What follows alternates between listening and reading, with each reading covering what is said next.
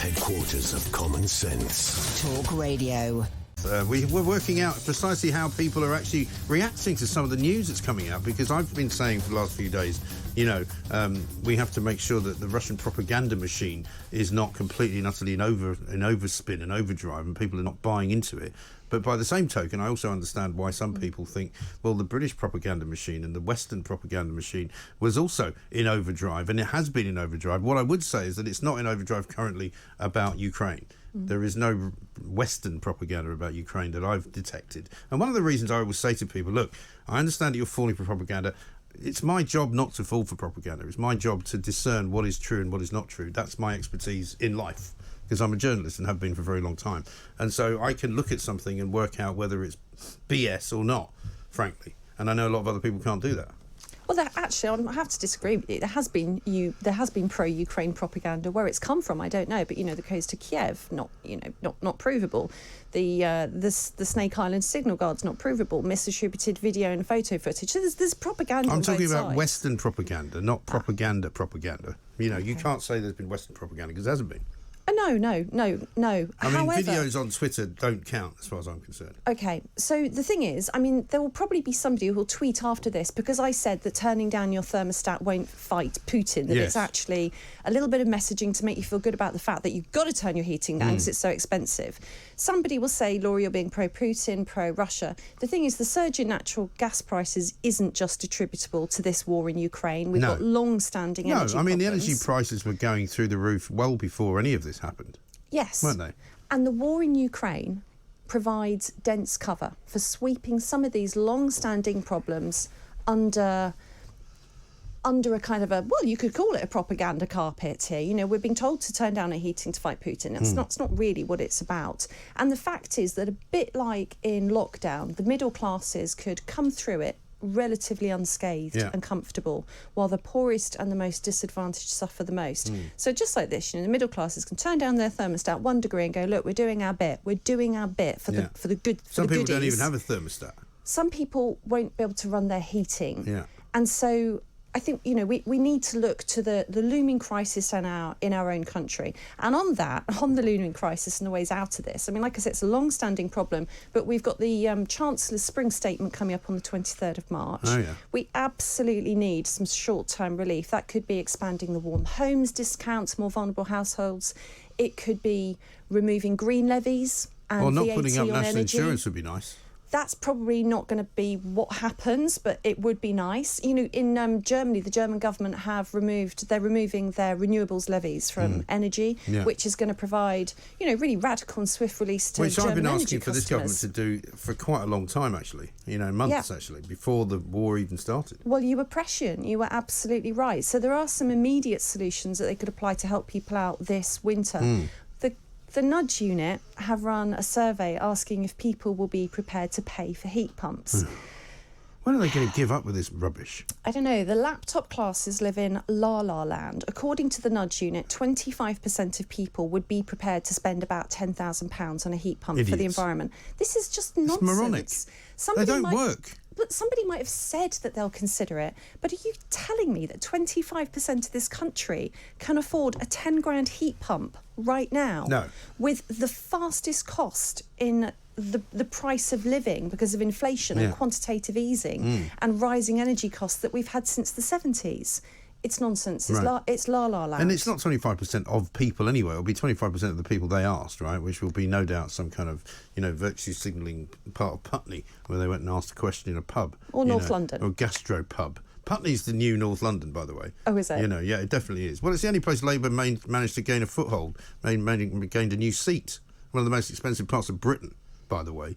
And I think it was Rod Liddle who said this, or maybe Jeremy Clarkson, you can always tell when you're in a Labour constituency because of all the Range Rovers. Yeah, that's true. And they're all madly wealthy because they don't have to worry about money. And they can afford to vote for Keir Starmer because they don't care what he does. So they can blithely say, yes, I'll spend £10,000 on a heat pump. Doesn't mean they will, but they can say that. And it's also quite disingenuous because it doesn't take into account the extra insulation you need to put in your home and the fact that it won't work as well. And it will be more expensive to run because it uses all that electricity. They're much more expensive to run. The water temperature that it creates, a heat pump, is not in some ways hot enough for you to actually have a proper bath because people that have got them have told me this. It's ludicrously expensive. It doesn't save you any money. So why on earth would you do it unless you're a complete moron? Well, you've got money to burn, frankly, if you do that at the moment this year. So it's totally out of touch. But now, having banged on about energy since I got here, I do want to say something about journalism in Russia. There's an amazing clip of a journalist. I'm not going to be able to say her name properly. Marina. Have a go. Must I? Ovsyannikova. That's all right. Is it? Yeah. You say it. I haven't got it in front of me, otherwise I would. Ovsyannikova. Yeah. Yeah, there you go. So she's an editor of Channel 1, and what she did was run onto a news programme with a placard. I think we have the clip, so we can maybe see it while we're talking about it. Fantastic. She burst onto the set of Channel 1 with this placard that reads... I expect to see Robert Palmer in this, by the way. Do you know why? Why is that? Well, because remember that Addicted to Love video? Oh, yeah. She looks like one of the girls from Addicted to Love. Well, these Russian journalists are very, very beautiful, it has to be said, so in that sense as well. But her placard basically said, stop the war, don't believe the propaganda, Yes. They're lying to you here. And I just want to do a shout out for her, really, because that was such a brave thing to do. You know, in Russia, a journalist that says the wrong thing, that reports on the wrong protest, that goes against the Kremlin, can be imprisoned, killed, 15 years they can get, can't they? Yeah, now, so she faces 3 to 15 years for putting out misinformation under the new laws that they have set up to prevent misinformation from being broadcast. Yeah. This is, of course, the danger with the government deciding what is and is not misinformation. And she'll be joining, unfortunately, a long list of other journalists who have suffered similar fates in Russia. According to the Committee to Protect Journalists, 58 journalists have been killed in Russia since 1992. This is where I take exception to people who say, oh, but, you know, you have to look at both sides of the argument. Well, you don't look at both sides of the argument when a man who is in charge of a country kidnaps and murders journalists. I'm sorry, that is not equitable with anything else that happens in any other country in the West. Absolutely not. As an example, if I'd written my book, A State of Fear, How the UK Weaponised Fear During the COVID-19 pandemic in Russia, about the Russian approach, what would have happened to me? You'd be in Siberia currently. In a gulag. If I'm alive, I'd be in a gulag in Siberia. Right. So, picking of course, potatoes out of the ground. There's this huge difference, and we need to really hang on, of course, to our values, you know, our freedom of speech. But I just want to say, what a brave woman! Yeah. What a brave woman! So she's been in custody since. According to reports that I've read, she hasn't seen a lawyer yet. She may not for a few weeks. Now, in theory, they shouldn't be arresting her because she's got small children as well. She's not just done this at risk to herself, but to her family. Zelensky has already praised her courage, and you know, things like that, though, they can be turning points. They could be turning points for a nation. Millions of people will have seen her do that in Russia. Yeah, I think it would be an amazing stand if she does manage to get away with it and she does manage to return to normal society. But you do worry that somebody like that may not. Well, the world's media are watching, but that doesn't mean anything, I don't think. I don't think that means anything. Well, remember that guy that got assassinated on the bridge outside the Kremlin a few years ago? And it turned out the CCTV didn't work, so they couldn't see who did it.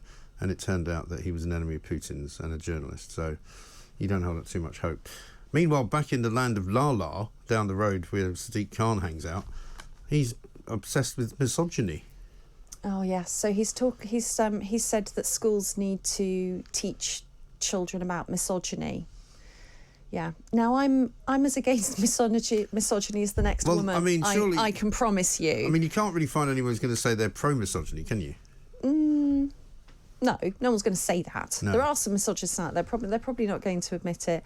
But I didn't really have much respect for him saying this. First of all, I'd love to know if Sadiq Khan can actually define a woman. I don't want to hear him talk about misogyny if he can't define a woman. I mean, right now, I think at the moment we're all aware that politicians don't want to say what a woman is. J.K. Rowling's being hounded. And you know, unless Sadiq Khan's got the balls to say what a woman is, I don't think he's got a place saying that children should be taught about misogyny. Plus, while, you know... What's wrong with all these people in the Labour Party who can't define a woman, by the way? What are they frightened of? I have no respect for it, and I can't vote for a party that can't say it, can they? If they can't handle that kind of basic question, then they are unvotable because they're mad, bad or dangerous. They really are. It's really not... You know, a toddler Well, I think can they're answer pathetic. it. I think they're pathetic. That's what I think they are. Because they're frightened of saying the wrong thing. And I mean, really, in this day and age, you're frightened of admitting that you know what a woman is? While insulting everybody's adult intelligence. It's embarrassing. It's like asking somebody if you know what, I don't know, an apple is. And you go, oh, well, I don't want to go down that rabbit hole. Because obviously, you know, some people think it's a fruit and some people think it's not. And so I'm afraid I can't possibly tell you. I mean, that's what it's like. You're not far off. It is about that. Now, although, like I said, I'm as against misogyny as everyone else, I don't think that the latest ideology belongs in schools. Now, while we don't want people to grow up to be misogynists, schools should be places for education. Well, I said this yesterday. Not whatever the latest ideology is. I really don't believe that young primary school children have a clue about people that hate women. And why should they be taught about that? You know? Why should they be told there are people called misogynists who hate women? Yeah. What's that going to do to their developing brain? I've also seen a bit of a backlash to it in schools. So, certainly pre-pandemic, I used to go and give quite a lot of talks in schools about my Bare Reality series. And they're taught about toxic masculinity. Yes. I sensed quite a backlash in teenage boys, and I really get it. To be told that masculinity is toxic, even though that's not quite the meaning they're inferring. But it kind of is what they want to say, though, isn't it? It doesn't feel good for them. No. It doesn't feel good to beat boys and teenage boys around the head with this idea that they're inherently bad. Yeah. So I feel cautious about it. And like I said, unless Sadiq Khan's got the balls to say what a woman is, I think he can just keep quiet on the subject, thanks. I think that would be good on all subjects, frankly, for Sadiq Khan. Just get on with the job and stop wasting our money. Thank you very much indeed, Laura Dodsworth. A pleasure, as ever. Good talk. Hot talk. Bold talk. Talk radio. Listen on your smart speaker. Watch it live on your smart TV. The world headquarters of common sense. Talk Radio.